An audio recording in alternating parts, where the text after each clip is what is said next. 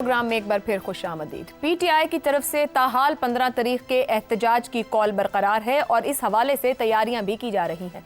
ताहम इत्तलात के मुताबिक इस एहतजाज को लेकर पीटीआई के रहनुमाओं में तकसीम पाई जाती है।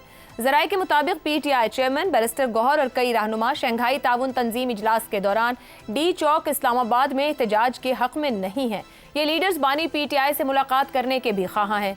जमाती वाबस्तगी से कतई नज़र मुल्क के तमाम ही संजीदा और गैर जानिबदार हल्के पीटीआई से ये मुतालबा कर रहे हैं कि इस एहतजाज को शंघाई ताउन तंजीम का इजलास खत्म होने तक मुलतवी कर देना चाहिए।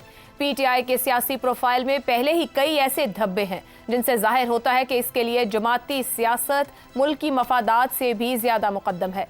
2014 के पीटीआई धरनों में मुल्की दारुल हुकूमत में एहतजाज के बायस चीनी सदर को अपना दौरा मुलतवी करना पड़ा। पीटीआई दौर में उस वक्त के कई वुज़रा के सी पैक के हवाले से मुतनाज़े बयानात, इक़्तिदार से महरूम होकर साइफर जैसे हसास मामलात के साथ खेलना, अपने सूबाई वुज़रा के जरिए IMF के कर्ज को रुकवाने की कोशिश करना, अमरीकी कांग्रेसमैन को पाकिस्तान के मामलात में दखल देने के लिए उकसाना, बैनुल-अक़वामी अखबारात में मुल्की मफादात के बरक्स अपने हक में आर्टिकल्स और मज़ामीन लिखवाना, ये सब बातें पहले ही पीटीआई की सियासत पर कई तरह के सवालात खड़े करती हैं। इन हालात में अब क्या किसी को शंघाई ताउन तंजीम के इजलास की अहमियत बताने की ज़रूरत है? इन नामसाइद हालात में भी पाकिस्तान को इंतहाई अहम तंजीम जिसमें रूस, चीन, भारत, ईरान और वस्त एशिया के ममालिक शामिल हैं कि इजलास की मेज़बानी का मौका मिल रहा है। पाकिस्तान को अरसों बाद इतना अहम सिफारती मौका मिल रहा है जिसे पाकिस्तान अपने मफादात के लिए इस्तेमाल कर सकता है। ऐन इजलास की तारीख वाले रोज ये एहतजाज करके पीटीआई क्या मुल्की मफादात को जमाती सियासत के ताबे नहीं रख रही?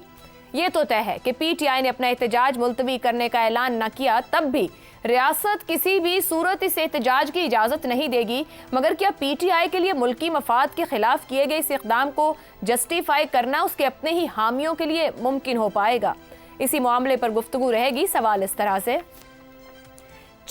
चीन, रूस समेत 6 ममालिक के वज़ीर आज़म, ईरानी अव्वल नायब सदर, भारतीय वज़ीर ख़ारिजा इस्लामाबाद में पीटीआई की इस्लामाबाद में एहतजाज की कॉल। क्या पीटीआई को 15 तारीख का एहतजाज मुलतवी कर देना चाहिए? हसन निसार साहब, ये इजलास 16, 17, 18, 19 पे हो सकता है, पहले कर लेते। ये 15 को ही एहतजाज इस्लामाबाद में क्या मुलतवी कर देना चाहिए? देखें, बात सादा है कि और नहीं तो सिर्फ अपने लिए ही कर दें। सिर्फ इसलिए मुलतवी कर देना चाहिए कि मनफी प्रोपेगेंडे से बच सकें और मौजूदा हुक्मरानों को कोई बहाना या जवाब ना मिल सके, क्योंकि जो होना है, जिस स्पीड से होना है, मुझे अगर उसका थोड़ा बहुत अंदाज़ा है तो उनको तो बेहतर पता होना चाहिए। वो तो बाकायदा पॉलिटिशियंस हैं। मेरा ख्याल है मुलतवी करना चाहिए।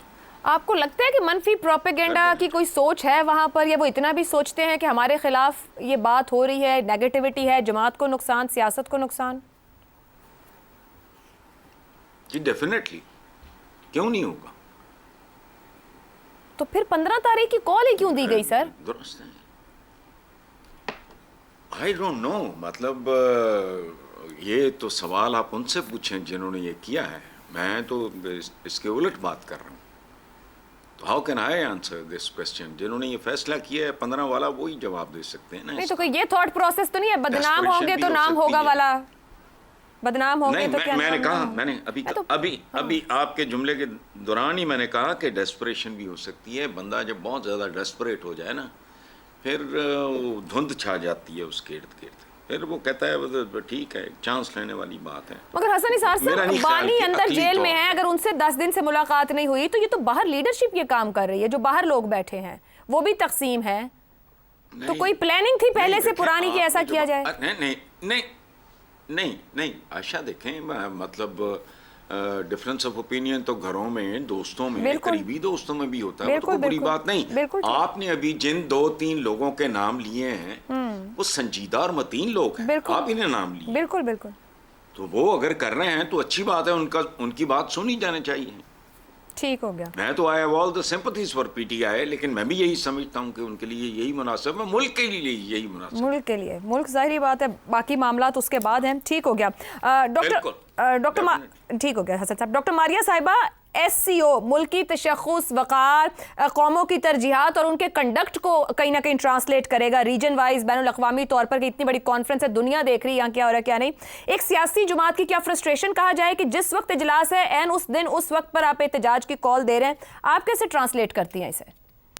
खासी जी कुछ चीजें, कुछ फैसले ऐसे होने चाहिए जो आपके मुल्क के लिए होने चाहिए, और अगर आप उसके ऊपर सियासत करते हैं तो ये बहुत अफसोसनाक बात।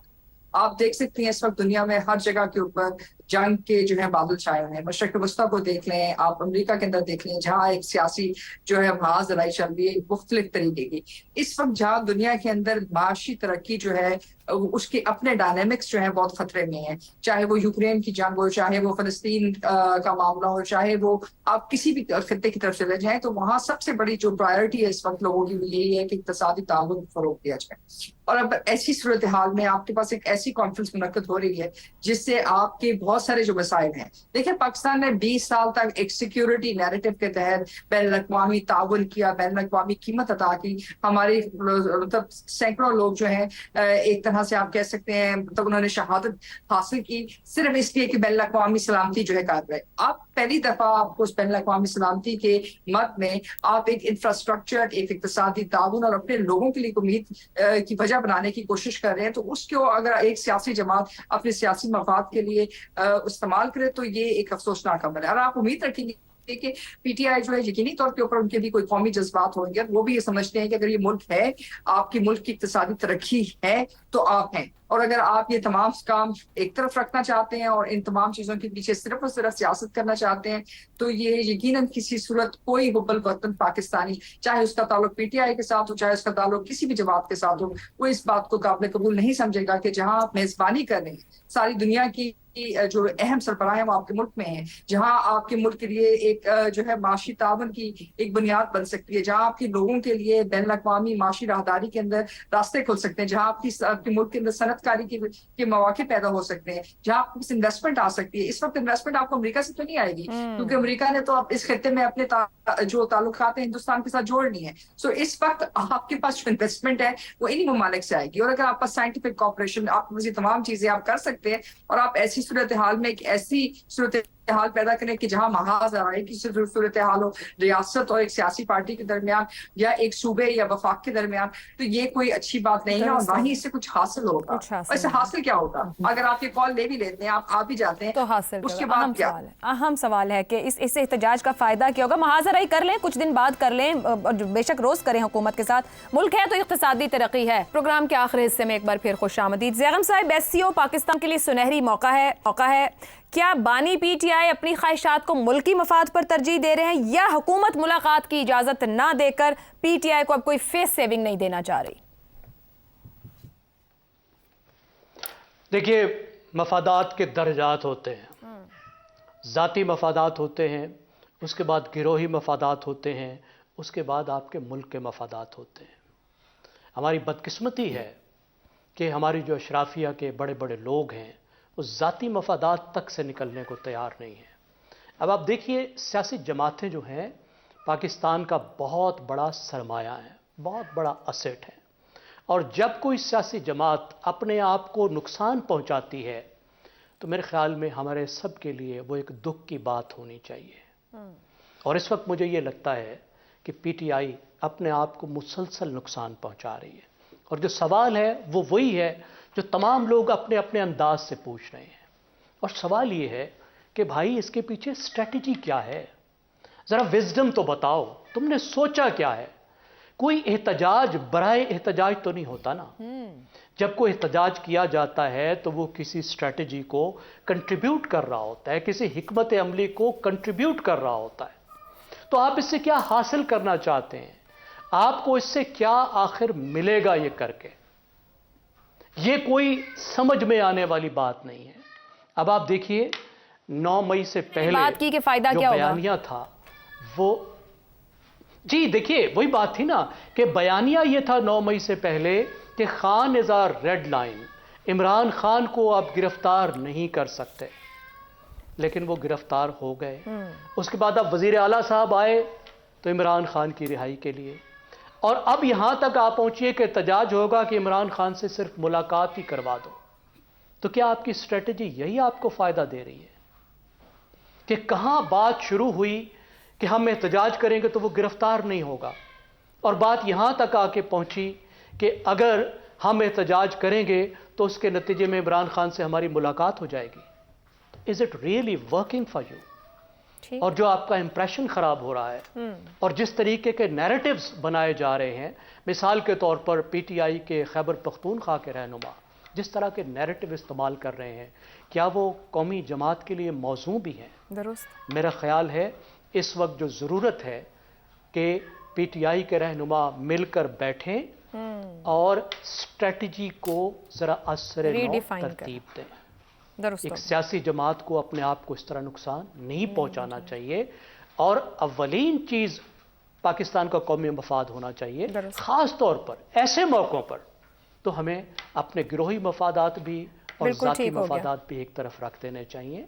आगे बहुत वक्त पड़ा है, बहुत कुछ पड़ा है उनके पास अपने जमहूरी हक को इस्तेमाल करने का। बिल्कुल ठीक है, 1-2 दिन का सब्र है, 1-2 दिन का इंतजार है। आप मुहाज़रा ही कर रहे हैं पिछले 1.5-2 साल से, आप जारी रखिए इसको। इफ्तिखार साहब, ये जो पीटीआई की पॉलिसी है, हम ये कई बार बात कर चुके हैं कि बानी PTI is equal to PTI, PTI is equal to बानी पीटीआई। ये जो भी पॉलिसीज हैं, इनकी कोई ओनरशिप लेगा कभी जब इन फ्यूचर बात होगी? और आपको लग रहा है ये फ्रस्ट्रेशन है जो इजलास को नुकसान पहुंचाने के लिए सामने आ रही? सिर्फ ये मुतालबा है, अगर इमरान नहीं तो पाकिस्तान नहीं। वाज़े तौर पे उन्होंने आपको कहा है, 20 मरतबा कहा है। अगर आपको ये बात समझ नहीं आ रही, कोई फर्क नहीं पड़ता, पाकिस्तान है तो सब है। ये आपका ख्याल है ना। हम देखो, हम क्या बात कर रहे हैं, हम बात इस वक्त कर रहे हैं। आपका सवाल है कि पीटीआई की इस्लामाबाद में एहतजाज की कॉल, ये आपका सवाल। वाह वाह, तो 77,000 से लीडर नहीं देखा। 77,000 लोग जो कैद खानों में एक जेल मैनुअल के मुताबिक जिंदगियां गुजार रहे हैं, तो ये भी गुजारे ना। ये भी बड़ा वैलिड पॉइंट है। मैं इस बहस में नहीं जाता। बिल्कुल, मैं अपने तमाम साथियों के साथ इत्तेफाक करता हूँ कि पाकिस्तान की इज़्ज़त, पाकिस्तान का वक़ार, पाकिस्तान के मफादात सबसे अहम हैं। इस कॉन्फ्रेंस से पाकिस्तान के अवाम को इक़्तिसादी तौर पर भी सहूलतें मिलने के इम्कानात हैं।